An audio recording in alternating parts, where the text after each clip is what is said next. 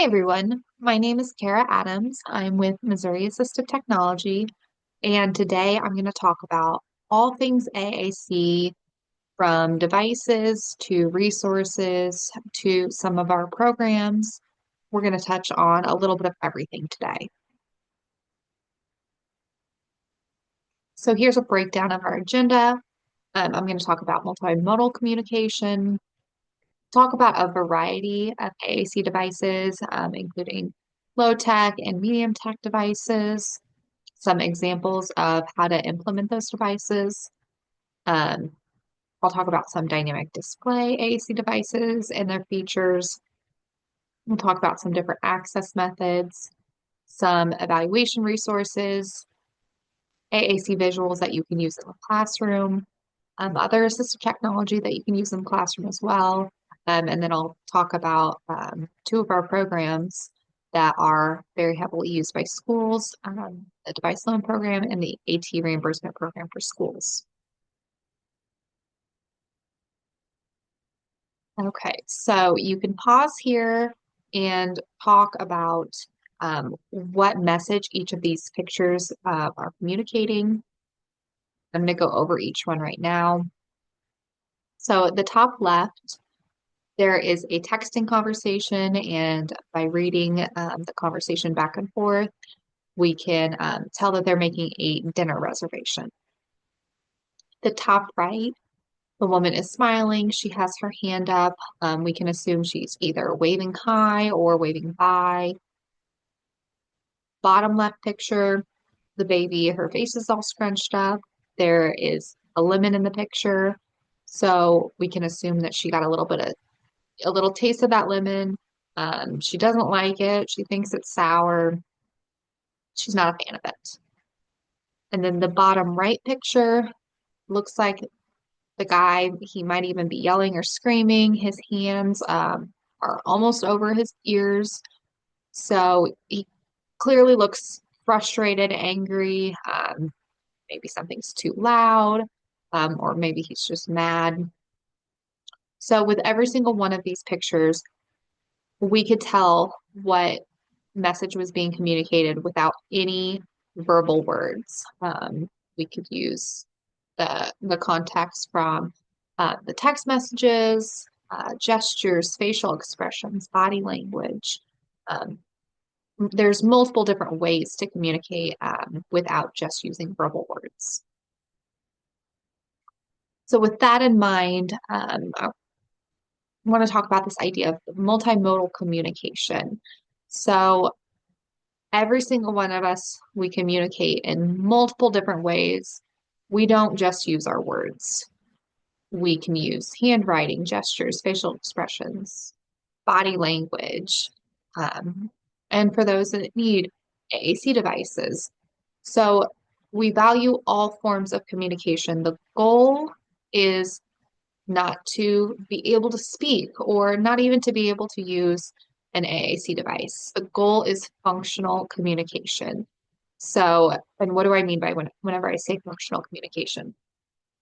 I mean, can an unfamiliar person understand what message the child is trying to communicate?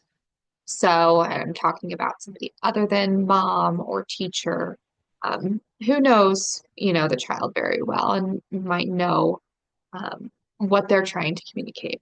I'm talking about an unfamiliar person. So substitute teacher, a family member that they're not around very often, doctor, police officer. Do they understand what the child is trying to communicate to them? Um, so if they don't understand with their speech, then something else needs to be put in place. Can they write out their message? Can they type it? Can they use an AAC device? So that's just something to keep in mind as we talk about AAC devices today. Again, the goal is not necessarily to use the AAC device if there's some other form of functional communication. By all means, we value all forms and accept all forms of communication. But if there's not a functional way, then we do need to supplement with that AAC device. Something else to keep in mind too is just because they have a high-tech AAC device doesn't mean that they can't use something else. So they could absolutely, again, use typing or handwriting or even a low-tech AAC device. Okay, so I'm going to talk about some different levels of technology before we kind of get into all of that. So there's anywhere from accommodations or even no tech all the way to high tech.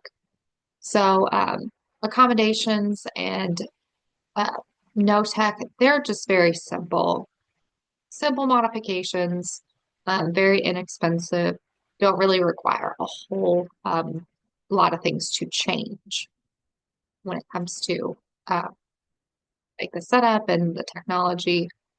With low tech,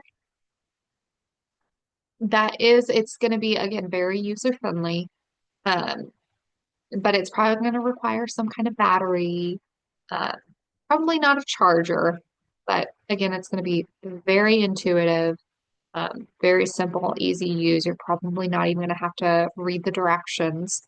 Um, and for the most part, they're pretty, um, pretty cheap when it comes to technology. For medium tech, they're going to cost a little bit more. You might need to read the directions to figure out how to record on those devices. But again, they're going to be fairly user friendly. For the most part, still pretty intuitive. And then with high tech, they're probably going to require some kind of training in order to use it to the best of its ability. You're going to have to kind of keep up with it, keep up with maintenance, make sure that it's updated, cleaned, and just well taken care of. Um, and again, high tech devices are definitely going to be the most expensive. There are pros and cons with the different levels.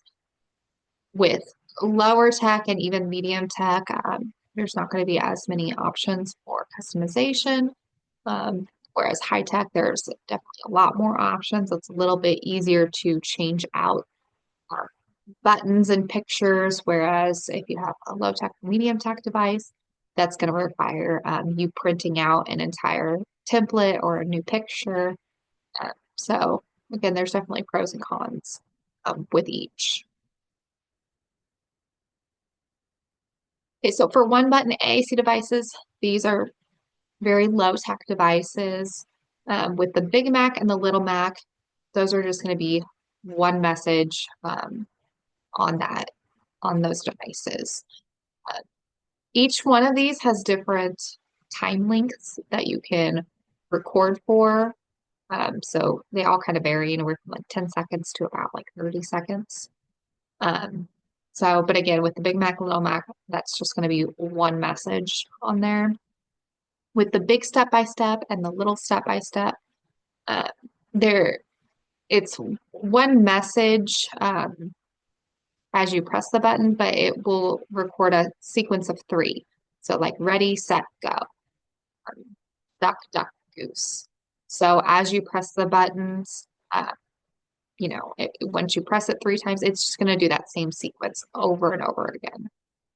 Uh, with the big talking bricks and the little talking bricks, again, those are just one message per button, but you can use them individually or you can link them together and, kind of have them available in a row.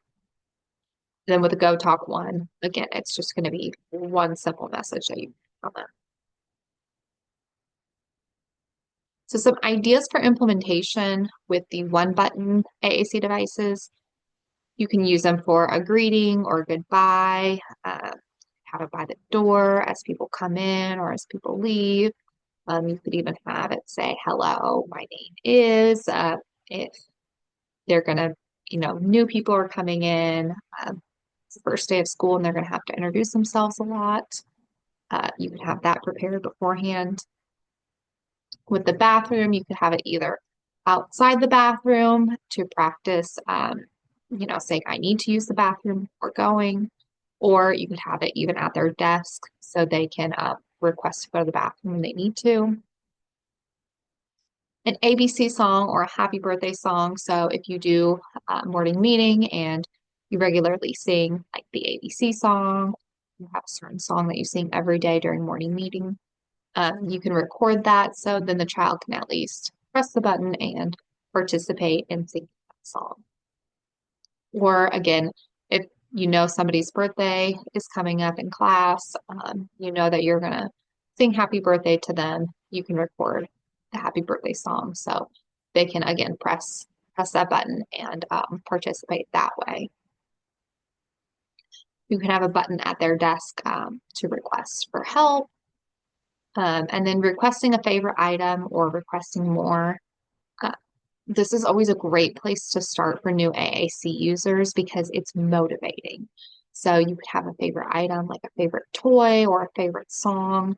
Um, you could do a favorite item and then a non-preferred item. So they can practice differentiating between the two, practice pressing the two buttons. Um, you could also, request more. So again, food is also very motivational. So if you have snack time, say they're eating Cheez-Its, maybe only start with 5 Cheez-Its and then have a button to request more. And then they have to keep requesting more every time they want more Cheez-Its. Um, so again, those are great motivators, and a child's not going to communicate if they're not motivated. So that's always a wonderful place to start and usually gets kids motivated to use an AAC device. With the multi-button AAC devices, again, these are still all pretty low tech. With the iTalk 2 and the iTalk 4, those are just going to be either 2 message options or 4 message options. Those have different levels though, so you can either you can record 3 sets of messages. So like with the iTalk 2, you can record yes, no, stop, go, hello, goodbye. So you at least have 3 sets of messages on there. Um, my advice for that is if you do record multiple sets of messages, especially if you're changing those levels with the same students, having them use the same device for different sets of messages. Each one of those has like a clear cap on it. So I would suggest putting a picture underneath each button so then the student knows what level they're on and what each button means, so they know what they're trying to communicate or request. The communicator for VI, that is a very large device because it is meant for somebody with a visual impairment. So buttons are designed to be very large. Each button is also backlit, so it's a lot easier to see. It does have a handle, but again, it's a pretty large device, so it's not the most portable, but it does have 8 options. And so then as you press the buttons too, it gives you that voice output, but then you have that extra visual cue with it as well. The talkable 2, 3, and 4, those are just going to be either 2, 3, or 4 message options. And then those don't have levels, like the iTalk 2 and iTalk 4. So you just get the 1 set of messages with that. I also included the big talking bricks and the little talking bricks on this page as well because you can link them together and use them kind of in a set. The totally tactile communicator, that one is great again for somebody with a visual impairment because it does have the different tactile buttons on it. It's also great for kids that are just starting out with AAC, young kids because it does have the fun buttons with it. The button in the middle is actually a level changer, so there's only 6 message options, 6 buttons, so you get the 6 messages.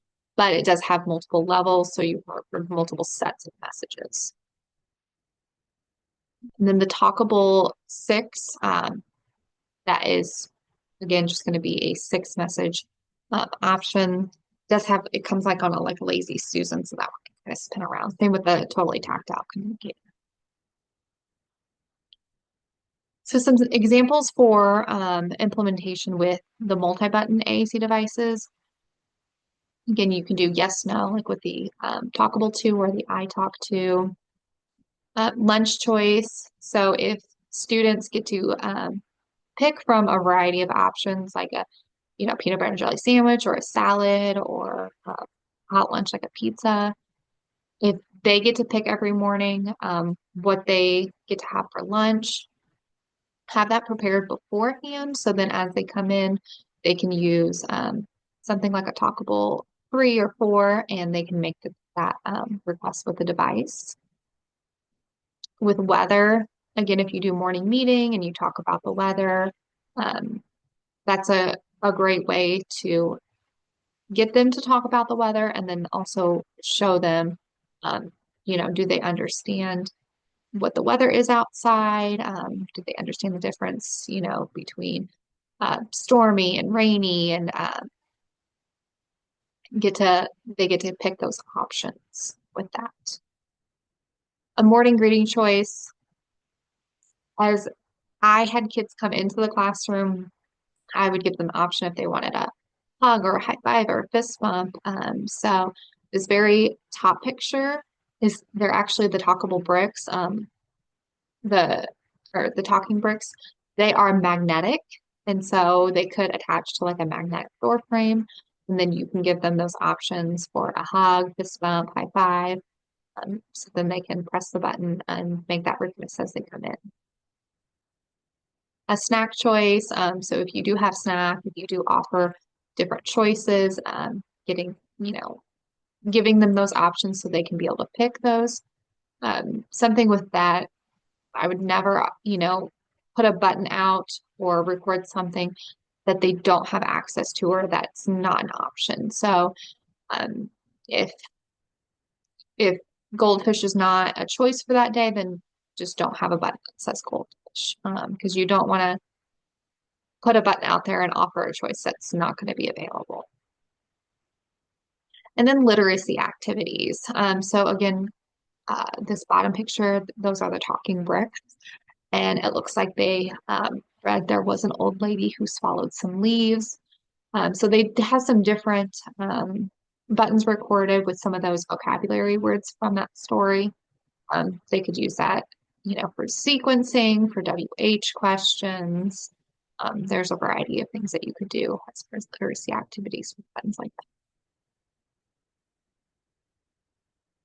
So with static display AAC devices, those are a little bit more mid-tech. The static display just means it's not a physical button. So it's like as you press the area, it's an activation area. So it doesn't necessarily press down when you press the button. So that is something to kind of keep in mind with that. With the Hip Talk Plus, that one has multiple grid options. You wear it on your hip like a fanny pack. So I always think that this one's a really good one. A workplace, something that you need to be doing a little bit hands-free, but you still, obviously want access to, some words and phrases that you want to have available. With the Go Talk Fit, that one, it's like the size of a cell phone, and then it has a 4 grid option or a 9 grid option. The Go Talk Select, that one can be worn on a lanyard, or it's fairly small if you wanted to just put it in your pocket too, you probably could.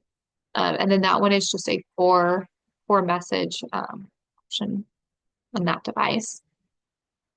With the Go Talk Go, that one's a watch, and that one has 3 messages. And then the Quick Talker, the picture that I have here is the Quick Talker 12, but they have a 7, a 12, and a 23. So the grid sizes don't change. Like if you get the 12, you only have 12 message options. But it does have multiple levels. It has 5 levels, so you can record 5 sets of messages. And then something to keep in mind with that is the top 3 buttons are like your core words. So every level that you record on, those top three messages are going to stay the same. So something that you is going to be repeated on every page. Some like more common words like yes, no, um, help, I like. Words like that that can go on every single page are typically words that you would have those top three. Same with the go talk. Again, those top three messages are going to be your core words. Um, the one I have pictured here is the go talk 9, but then they have the go talk 4, 9, and 20. The super talker, that one has multiple grid options. So you can either have a 1, 2, 4, or 8. Um, and that's kind of nice. Same with the 7 level. They have multiple grid options and they're all built within the device, or they come with it. So if you aren't sure what grid size a student needs, you can at least try multiple different ones. And then with both of those, you can record multiple sets uh, of messages on there. Again, if you're changing the levels and having multiple sets, uh, either way, you need to have some kind of picture or template that indicates what each button is. Uh, so I use lesson pics to create all of these templates. And then just keep in mind as you change the levels, you'll have to change out the template every time too. So some examples for implementation with that, you could have just a device with core words. So your basic yes, no, help, more, I like, just some simple words and phrases that they access regularly. Community outings. So especially as field trips were coming up, um, if you go, out into the community, it's something to keep in mind. Well, a few things to keep in mind. So if they have a high-tech device, the school family might not necessarily want that high-tech device to go with them to a place like the zoo. So you could use something like a quick talker instead because it's a lot cheaper. So then if it gets lost or broken, it's not, nearly as catastrophic as breaking a high-tech device or losing a high-tech device. But then you still give them access to those words. So, and something else with that too is, if they do have a high-tech device, um, the space on those high-tech devices can be limited depending on the grid size that the student uses and what they already have on there. So if you're going to a place, like a museum, for instance, that they might not go to again, they might not go regularly, you don't want those words to take up space on their device. So again, you could use something like a quick talker, record those words and phrases so they have access whenever they do go to whatever community outing. Uh, but then that can just be wiped clean when it comes back rather than recording on um, or setting up a page on their device, or especially if you have multiple students with AAC devices, rather than having to go into every student's device and create a page specifically for that trip. Um, you could just use something like a quick talker, just create a template that everybody can access. With mealtime, you could have a device available in the cafeteria just with some basic words and phrases, more, I want, I need, a fork, a napkin, things like that that they can have access to, especially in someplace like the cafeteria where they're probably going to be with somebody that's unfamiliar to them, somebody that's not their teacher. It's either cafeteria person or a lunchroom monitor. So you can still give them access to those words so they can communicate with whoever's in there. If you have stations that they can choose from, either during recess or during math or reading time, and they get the choice, having the device just set up that they can make those choices. And then book or song choices, again, if you have a library, And then they can narrow down what kind of book they want. If they want Dr. Seuss or Pete the Cat or Elephant and Piggy, that can help you narrow down those choices. Or if you do like a brain break and they get to pick like a Go Noodle song, or if you do morning meeting and they get to pick a song, uh, giving them those options to select. These are PEX AAC devices. The first one, the Pixie Pal, that's actually a no tech device. There's no voice output with that. It is just a hard plastic case um, that's waterproof. With the Prox Talker, those are icons. And so each one of those icons has a chip in it. And they come with a pretty decent set that's pre-recorded. You can also make your own. And as you put the icon on the device and press down, it speaks out. So you can put multiple icons on it. The green one that's at the end will speak all of the messages in a row. So you can use it to build a sentence. Um, with the Prox Pad for AAC, both the Prox Pad for AAC and the Prox Pad for VI have object cards. So they have each one of those. It's kind of like the Prox Talker, where when you put the icon on the device, it'll speak out. Then with the Prox Pad, it also has these object cards uh, that go along with the recorded icon. And some examples to use these PEX devices. The Pixie Pal, you could use it at a pool or at a water park, someplace that, again, that device might get dirty or wet or broken. Technology and water do not mix well, so Pixie Pal is a great option because it is waterproof and again, it's just printed paper. With the Prox Pad, for both the AAC and for the VI, it's great for introducing vocabulary. You can also, they come with a pretty decent set of them, but you can also make your own. So you can work on introducing that vocabulary. And then the Prox Talker, it's great for those that need a physical icon. Again, it comes with a pretty decent set of icons. So you can introduce just a few of those at a time. If it's too overwhelming to have all of them. It's great for sequencing. You could even use it for like a verbal visual schedule. It's also great for making choices and having to differentiate between multiple different options. These are high-tech devices. I'll go over some of the different companies that we use and some of the different devices that they have, and some of the features that each device has. They can all be pretty similar, but each one just kind of have their own unique features for their devices. So the first company is PRC Saltillo. So they have several different AAC devices. The accent devices, they all have LAMP. That's kind of their main vocabulary option. Then they also have Unity and Core Scanner. So those are considered a dedicated device, meaning it's primarily used for communication.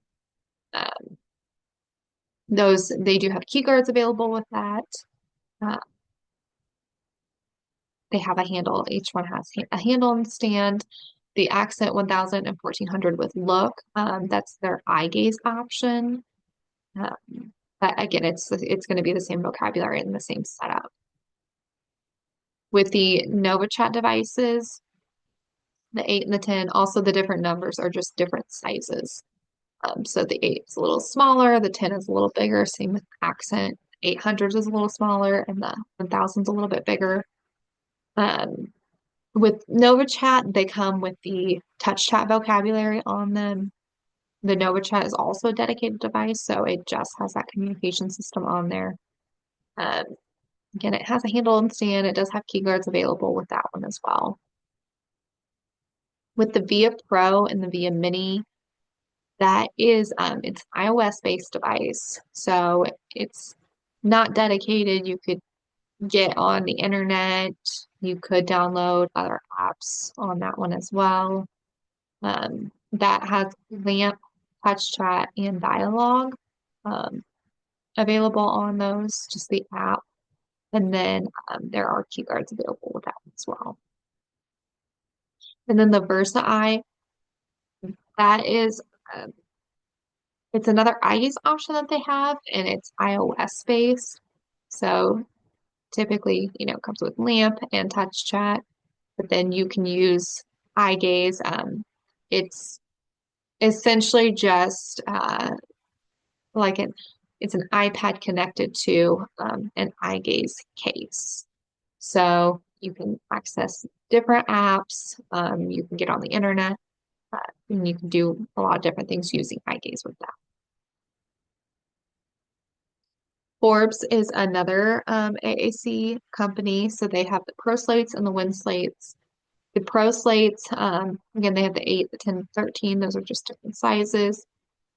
It's an iOS-based system, so essentially just an iPad in their case. And they don't have any specific like communication app, so any communication app could go on those devices. They do have a flexible handle and a stand, which is really nice.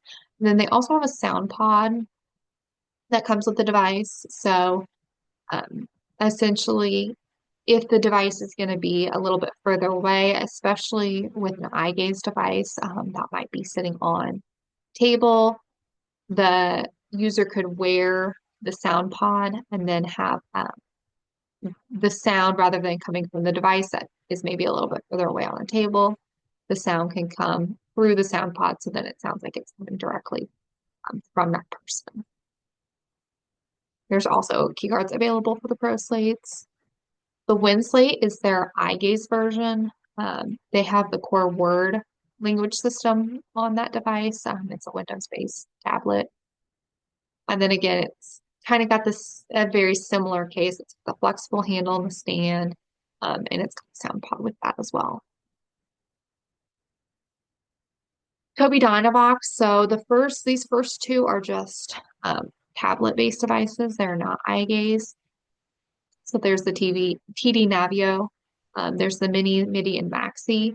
We only have the Mini and the MIDI, but the Maxi is like an iPad Pro size, but we just don't have that option. But that is an iOS-based system, so essentially an iPad. It comes with TD Snap on it. Every single one of their devices will come with TD Snap because that's their communication system. So that one does have key guards available. It has a stand and a handle, and then like speakers towards the top of the device. The i110, that's a Windows-based device, which again comes with TD Snap. It has a strap that can come with that. It has a stand. The TD Pilot is one of their eye gaze devices. It's an iOS-based system. So essentially an iPad comes with TD Snap, TD Talk, and then TD Copilot is how you control the eye gaze. So again, you could use eye gaze with their communication apps, or you could use eye gaze to control the rest of the iPad as well. They also on the device, there is a separate screen on the back. So as you're using the communication system, the message will also appear on the back. So if the user is communicating with somebody, then somebody that's facing them can read that message on the back as well, so as they're typing it out or selecting the i13 and i16. Those are Windows-based devices. Again, those are just different sizes, the 13 and the 16. It's an eye gaze device, comes with TD Snap, Communicator 5. Uh, there are some different games within that one as well. Um, but yeah, again, it's just another eye gaze option. And then the PCI is that's just a separate eye tracking bar. It could be used with a Windows device. It can either be used with a communication system like TD Snap, or it could just be used for general computer access. So to search the internet, play games, different things like that. Talk to Me Technologies, they have they have several different series of devices. So we have the WeGo. We only have the 10 and the 5. They also have an 8 and a 13, which we just don't have those sizes. But then again, they have different series. Like they have, I think it's called the Zuvo, and there's a few different other series of devices. But again, we just have the WeGos. Um, those are iOS-based devices. So the WeGo 10, that's about the size of a regular iPad. It has touch chat grid and Proloquo on that device. And there's key guards with it. Again, it has a handle and stand. And then the Wego 5, it's a handheld device about the size of a cell phone. It's another iOS-based device. And it has touch chat grid and predictable. And then these are just some other AAC devices. There's the Touch Talk Phylum Graphica. They also have, it's called the Small Talk uh, communication app, which is their communication system that's also on their device. That one is more geared towards individuals that have had a stroke because there's some very specific vocabulary related to having a stroke, and then just more vocabulary in general that's targeted towards an older population. The Go Talk Now, this is essentially just an iPad, like the case, but they do have the Go Talk Now app, which if you remember the Go Talks I talked about earlier, in the medium tech devices, that app is set up very similar to their Go Talk devices. And then iPads, iPad Pro, iPad Mini, those can have, again, any communication app on them. So when it comes to access, some things to think about if if the student can't use direct selection, if they can't isolate their finger to press the buttons and make selections, uh, then you need to think about different ways that they can access the device. And it might take some trial and error to figure out which method is going to be most successful for them. So there are key guards. Most NovaChats, ProSlates, Accents, via devices come with key guards. Not all of our devices, but again, if you order from the company, most of the big companies that I just talked about have key guards available with their devices. All of ours don't necessarily have them, but again, if you do order new from the company, most of the companies have key guards available. Something else to keep in mind is the difference between a key guard and a touch guide. The key guard is like this one down here. There's a lot of open space um, in those squares. So the the lines in between, they just provide kind of a physical guide to where those buttons are. Whereas a touch guide, most of that space is filled except for a tiny hole that can fit a finger, and that's about it. So something else to keep in mind is if the student likes to lay their hand on the device, and they have a very hard time isolating that finger, um, A touch guide could be a better option because there is more coverage with with the touch guide. So then if they lay their hand on it, they're less likely to press other buttons that they're not intending to press. There are different styluses out there that could, again, be used for somebody that doesn't have that finger isolation.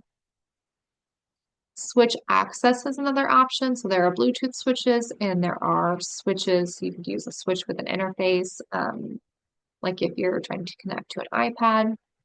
So something to just keep in mind is how you set up that switch access.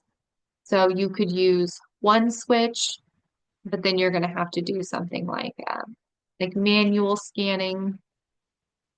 So if you do something like that, then um, it's going to take some practice. There is a learning curve with something like that because you have to wait until it gets to the right location, going across and going down. You have to make sure that your student can press the button fast enough to stop the scanning so they can get to the right button. Uh, or you could use two switches and have one move through the different buttons, like move along the grid to the different buttons, and then have another switch to select the buttons. Um, it might take a little bit longer, but there are some different options when it comes to switch.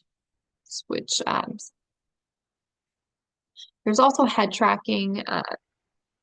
Most of the newer iPads, even just having touch chat, you can do head tracking through touch chat. So it's not quite as accurate as eye gaze, but again, it's built within the iPad, and it's going to be a lot cheaper option if it is successful for your student. And then obviously there's eye gaze. There is eye gaze with the newer iOS update. So most of the newer iPads can do eye gaze, or you can have a dedicated eye gaze device. So eye gaze through the iPad is it's a great option. It's not going to be quite as accurate as a dedicated eye gaze device, but again, it would be a lot cheaper if they can use just the eye gaze through the iPad versus having to get an actual eye gaze device. So evaluation resources, I just wanted to touch on this real quick because we do not conduct evaluations, but if you are conducting your own evaluation, uh, these are just some great resources. We don't require any kind of specific evaluation to be done or reimbursement program, um, but these are just some great resources to to go through and think about all the different aspects when you are conducting an AAC evaluation. So this one is from Forbes. Some parts are a little bit biased towards their product. Overall, there's a lot of things to consider um, as far as like hearing and vision and again, mobility. It'll talk about access. Can they isolate their finger? Kind of where are they at in the AAC process? So there's a lot of good considerations with this evaluation form. And then the other one, this is just in general, it's called the SET framework. Um, so you talk about the student, the environment, the tasks that they need to do, and then the tools that they can use for those to help them complete those tasks. So this is from the CEC. There's a little bit more information on their website about that. But if you are, again, typing up your own evaluation, these are just some different things to touch on and highlight as you're doing that evaluation.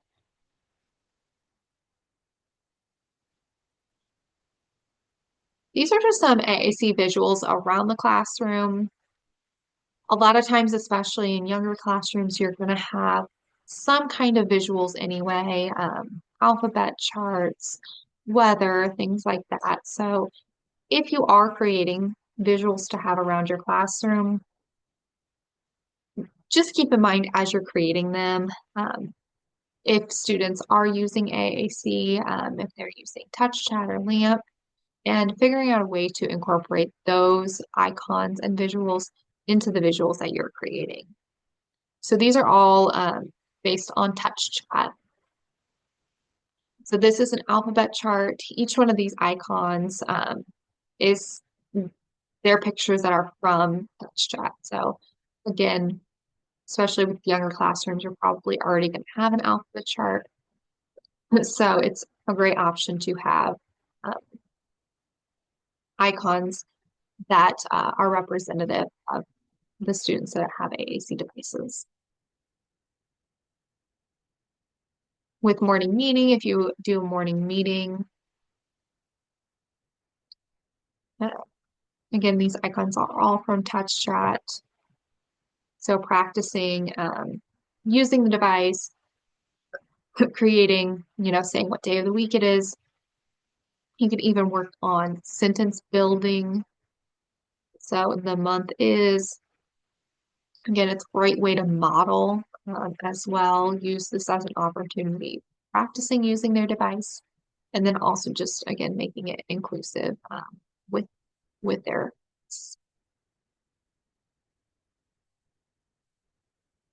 a visual schedule. So again, if you have to create a visual schedule and you're already having to create those icons, using icons from either TouchChat or LAMP or whatever vocabulary system they're using.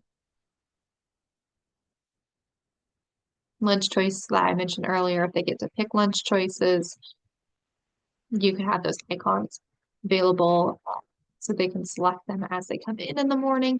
And then they can also use their device as well to just making those selections. Some other system technology that might be beneficial as well, some switch toys. Again, these are very motivational. These are a great place to start just for teaching cause and effect. And then again, using those for motivation. So you could use like the talking bricks, use two different buttons to select, do they want to play Elliot the elephant or let loose Lenny? And having them make those different choices. And then some sensory items. Some of these, we have sensory kits, so it's just great to see what the student likes and what they don't like before making those purchases. Even something like the time timer, it's great to provide that visual to help ease with transitions.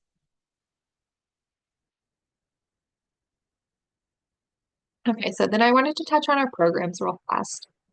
Two of our programs that are, again, very heavily used by schools. We have a device loan program. So it is a 5-week loan. We ship it to you. We send a return label. Uh, so we have a catalog available on our website.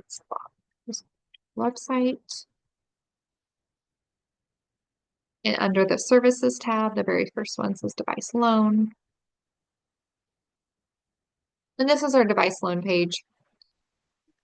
We need a loan agreement with the school.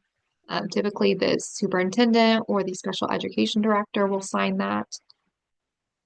It's good for 3 years. So once we have that signed, you don't have to worry about it for another 3 years. If it's expired, we will email you and let you know. And then this is our catalog of available devices. So AAC, I'll click on that. And most of these devices I talked about today. So this is everything that we have available. Go back to our page. And then whenever you know what you want to request, you will fill out either the device request form or the iPad request form. So you just fill out this with all of your information and the school's information. Um, and then you can go through and make your selections on here. And then you submit. And again, um, we will ship it to you. You can borrow it for 5 weeks. It's kind of like a try before you buy. So you can figure out what works for your student, what doesn't work for your student before you then move into that process of deciding if you want to make a purchase for your student. And then that leads me into our AT reimbursement program. So after either trialing a device or obtaining an assistive technology evaluation, you can apply for the AT reimbursement program. Um, the student has to be either kindergarten through 12th grade student. We unfortunately don't cover early childhood. So kindergarten through 12th grade, uh, they have to be a public school, charter school, or state school student, and they have to be on an IEP. And then on the special considerations page, in the section that says, is assistive technology required? That part has to be marked yes in order to qualify. Um, we will reimburse anywhere from $350 to $6,000 for any assistive technology that they need or they may benefit from. So that can include iPads, accessories, like a case or a keyboard, communication apps. We cover braille devices and magnifiers and hearing amplifiers. There's a very large variety of things that we do cover. We don't cover anything medical, so things like hearing aids or wheelchairs, stuff that they should be using and have access to at home. Those are the kinds of things that we don't typically cover. But then we also cannot reimburse for shipping, taxes, or any kind of device warranty. We can only cover cost of the device itself or accessories that go with the device. And then after purchasing the device, you'll upload the paid invoice. We will send you a separate Google form once you get approved, and you'll upload the paid invoices to Google form, and then we reimburse the school from there. Let's see, I'm trying to think of anything else with that. We, as long as you qualify, um, we approve most applications. Uh, we approve applications until we run out of money. So typically that is towards the end of the first semester. So it's kind of better to get those in as soon as you know what device works for the student, get that application in. So then we can kind of guarantee those funds for that student. It's one application per student per school year.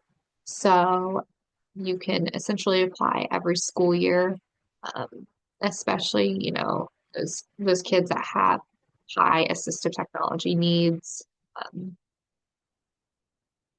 those, again, our funds renew every August, so you could apply every school year.